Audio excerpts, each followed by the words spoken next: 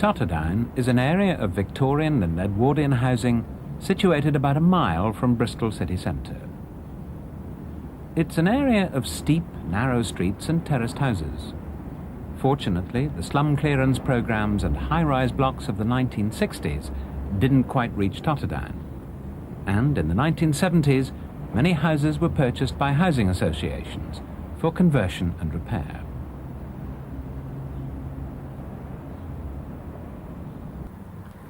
"22 Upper Street," which is to be refurbished by Solon Housing Association, is typical of the houses in Totterdown.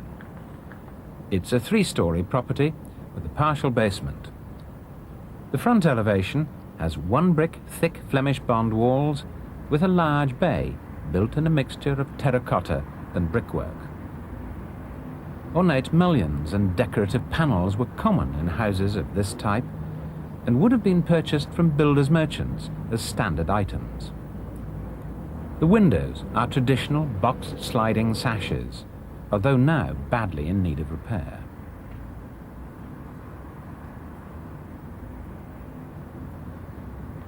To reach the upstairs maisonette, there's a concrete walkway over the basement.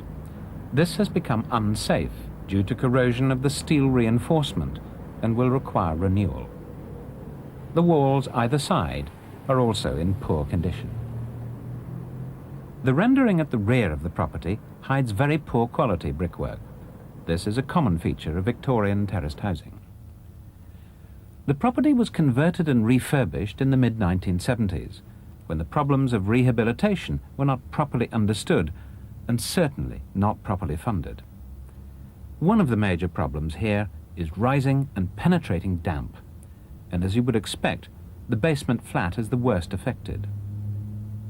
The existing injected DPC is ineffective, and the incorrect plaster specification has exacerbated the problems.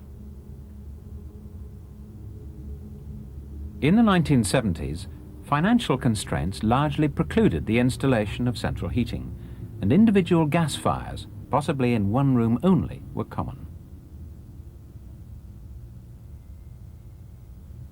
The water was heated using a gas-fired multipoint sited in the bathroom. These bathroom fittings were renewed in the 1970s and may well be salvaged.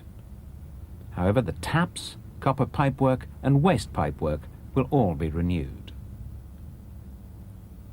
The stairs in the maisonette are steep but serviceable, although the balustrade will need renewing. Gypsum plaster is not suitable for damp solid walls. Dampness can also affect angle beads, even if they are galvanized. And higher up, there's more evidence of water penetration from defective chimney flashings. Most housing associations do not have internal design teams and appoint specialist consultants to specify and schedule the work.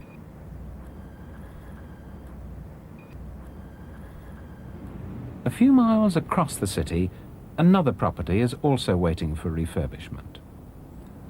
16 Stackpool Road is a large end-of-terrace house currently divided into 3 self-contained flats. The front elevation is built from squared rubble with door surrounds, coins and the bay in Bath stone. The roof is pitched but with zinc-lined parapet gutters either side.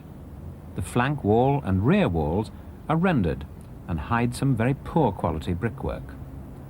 Unlike Upper Street, there are a number of structural problems at Stackpool Road, in particular extensive settlement and cracking of the bay. Bath stone was once relatively cheap and was therefore a popular material for decorative detailing on houses in the Bristol and Bath area. It's soft and therefore easy to cut and shape. However, because of its softness, it's also susceptible to erosion and spalling. String courses, sills and cornices, all which project from the face, are most likely to deteriorate. Painting, sometimes seen as a protective measure, can in fact often hasten the decay. This mullion shows how bad the erosion can be. The sash windows either side of the mullion will be renewed as a matter of course. On the inside of the bay, timber studding covered with strips of fir lath supports the plaster finish.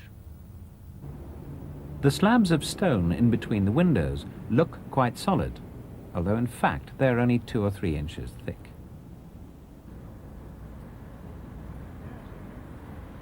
Back at Upper Street, the scaffold is up and work has started on the roof. New tiles are required, although only a few of the rafters need renewing, together with one of the purlins. Although an overhanging eaves provides the best weather protection, this would mean too many alterations to the existing roof, which has a flush fascia and no soffit board. However, the roof insulation will be improved and adequate ventilation provided to prevent condensation in the roof space. The original tiles were clay double Romans. These are at the end of their useful life and have been replaced by new interlocking through-coloured concrete tiles. New felt and treated battens are provided, while at the vertical abutments, lead soakers under individual tiles prevent rain penetration.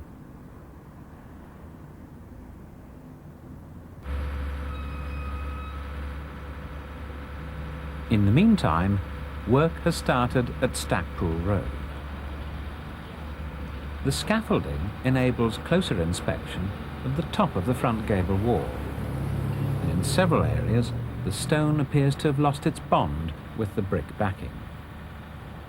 As at Upper Street, D.P. Burke won this contract on a selected competitive tender. The original roof leaked badly, and several of the timbers were found to be rotten and undersized. The zinc parapet gutters had corroded, and several tiles were starting to laminate. Complete roof renewal was felt to be the only effective solution.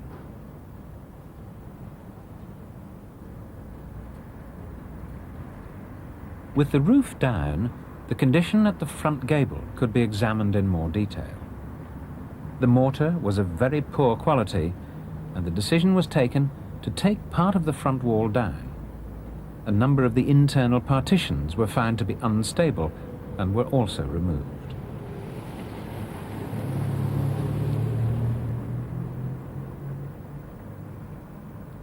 The new roof is of collar design and is supported by wall plates wrapped in dense polythene and built into the existing flank and party walls. The plates are strapped to the main walls to prevent any uplift in high winds. The use of collar roof means that adequate headroom can be maintained in the top floor without increasing the height of the walls. This type of traditional roof is fairly rare in new construction, where trussed rafters have become the norm. To prevent the rafters from excessive deflection, they are supported by a hefty timber known as a purlin. Eventually, the ends of the purlin will be built into the main walls for support. With the original lime plaster removed and ceilings down, a number of other problems were discovered. The joists are supported on a fairly thin timber plate, which was rotten in several places. Fortunately, the joists themselves were unaffected. However, these timber levelling strips, used to provide stability during building, are also rotten in places. Removal of the plaster showed that the front and flank external walls were only partially bonded together, and to improve stability, a number of galvanized steel straps were added. The general quality of the brickwork is self-evident. Textbook bonding is often confined to front elevations. Due to the presence of rising damp, both properties required a new chemically injected DPC.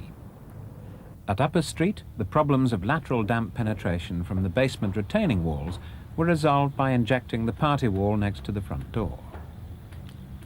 At Stackpool Road, much of the floor required renewal. The new joists are wrapped in polythene to provide additional protection. Most door openings were originally bridged by timber lintels, and all these were replaced with reinforced precast concrete. The revised layout meant altering door size and position. Some load-bearing walls were renewed completely in blockwork.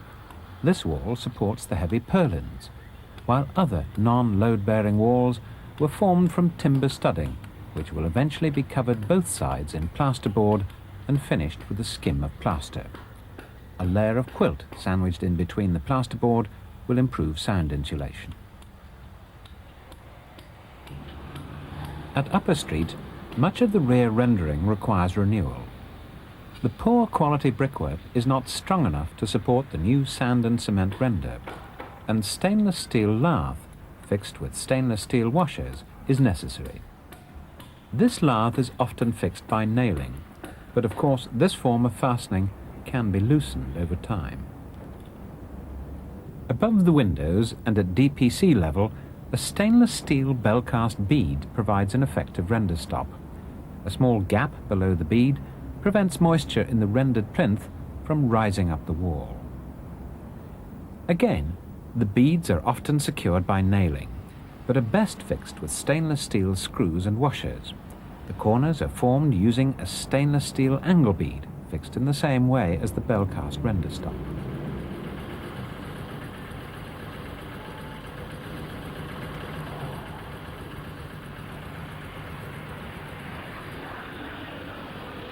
The upper floors, which are in fact separating individual flats, require improved fire protection and sound insulation. The existing floors comprise timber joists with a timber lath ceiling and a floor covering of square-edged boards. This form of construction, which was common until the 1940s, is not acceptable in modern flats. To improve the sound insulation, it's necessary to increase the density of the floor and to provide a resilient layer so that impact sound is not transferred to the structure. A layer of plasterboard fixed directly beneath the floorboarding helps increase the floor's density. This plasterboard is supported on stainless steel strips, which incorporate a resilient layer. The floorboards are screwed to the edges of the resilient layer and are therefore isolated from the joists themselves. Underneath the joists, further improvements in sound insulation are provided by a resilient metal channel fixed to the soffit of the joists. The plasterboard ceiling is screwed with self-tapping screws to the resilient layer, and again is not in contact with the joist. 2 layers of plasterboard improve the density of the floor, not only enhancing its fire protection, but providing greatly improved sound insulation.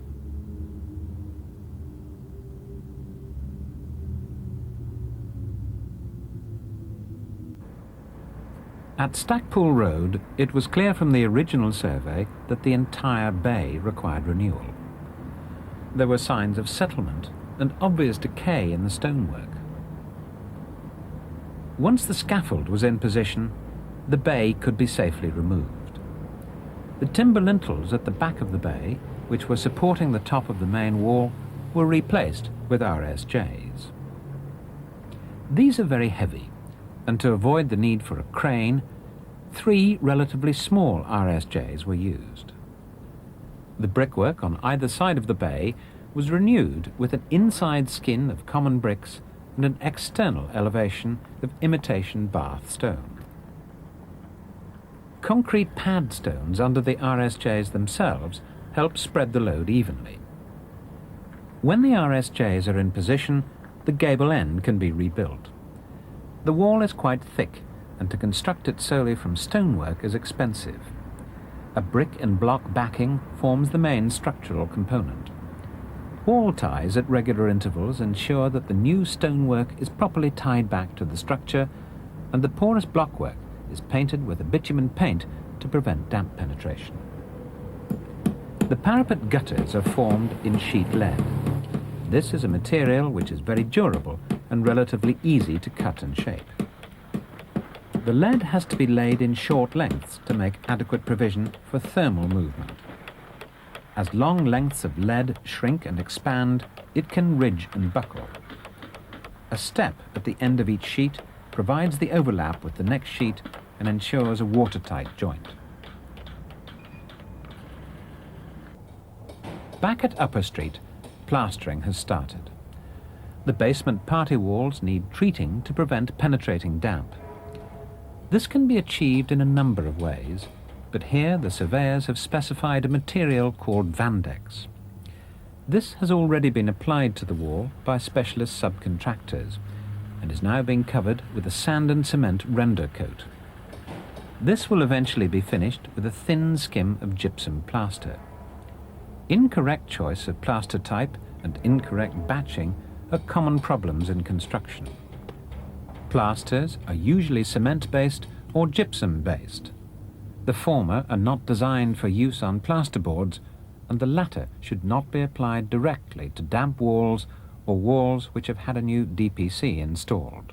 Before any subsequent coats can be applied, the sand and cement is levelled with a straight edge.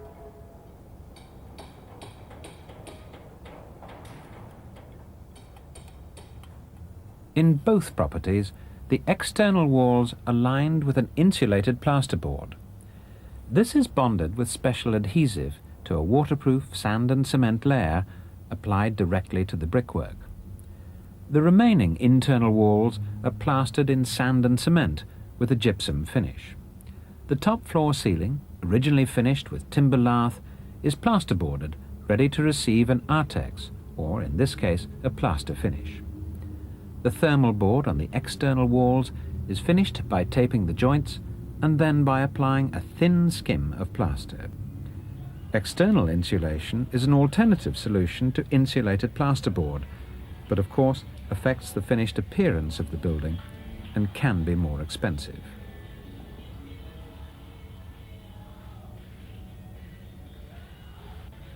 To avoid the need for header tanks, gas-fired combination boilers with balanced flues have been chosen. These provide instant hot water and contain a pressurized supply of hot water for the radiators. Bristol water is hard, so to prevent a build-up of scale, a water softener has been included on the incoming water supply to extend boiler life. New skirtings are fixed throughout, although existing floorboards are retained for reasons of economy. The most expensive joinery item is the kitchen. Kitchen units are not very durable, and in most rehabilitation or modernization schemes are generally renewed. It's important to make adequate provision for tumble dryers and their ventilation. Where soil vent pipes run internally, there's always the potential problem of inadequate sound insulation. This can be alleviated by boxing in the pipework.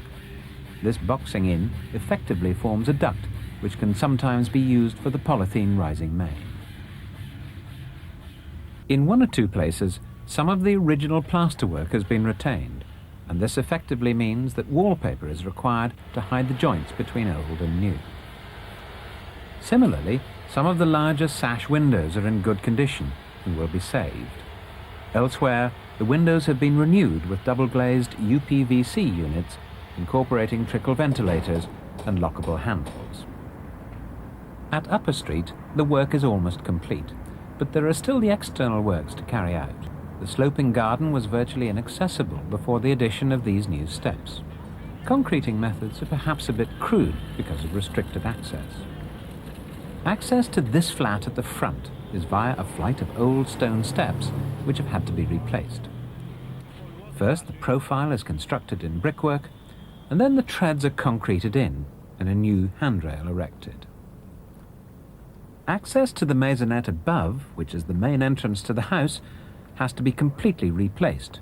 The concrete walkway, which itself replaced original stone, is corroded beyond repair. It was the original intention to strip all the paintwork from the bay to expose the attractive terracotta work. However, subsequent investigations revealed that the lower part of the bay was a mixture of poor quality brickwork and render. Unfortunately, this had to be painted for reasons of appearance. The lace curtains are not in fact part of the contract, but help deter illegal occupation before the property is let. This property was first converted into flats and refurbished some 15 years ago. Since then, housing associations, local authorities, architects and surveyors have a much wider understanding of the problems in rehabilitation, and standards have improved. Good housing management and a strategic approach to maintenance should ensure that this dwelling gets a 30-year lease of life. A planned programme of repairs based on frequent building inspections will identify those items, such as extractor fans and kitchen units, which will need renewal inside the 30-year period. The property has been improved in a number of ways. Better insulation, together with central heating, will enable tenants on limited incomes to heat their homes properly. This in turn should help to eliminate condensation. The improvements to the floor separating the flat and the maisonette will result in better fire protection. The increased density of the floor, together with the resilience strips, will give improved resistance to airborne and impact sound. Anyone who has lived in a badly converted flat will know the misery which can be caused by poor sound insulation.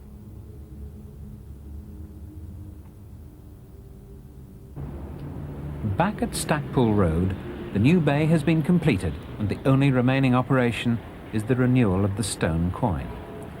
The cost of genuine Bath stone is prohibitive, and an alternative solution is to use concrete blocks with an imitation stone face. The bay itself is built in a similar material. The quoin blocks have to be keyed into the existing brickwork to guarantee a good bond. The specifications inside is very similar to Upper Street. Wall-mounted combination boilers serving each flat avoid the need for header tanks and hot water cylinders. New kitchen units are provided as standard, and where necessary, new bathroom fittings.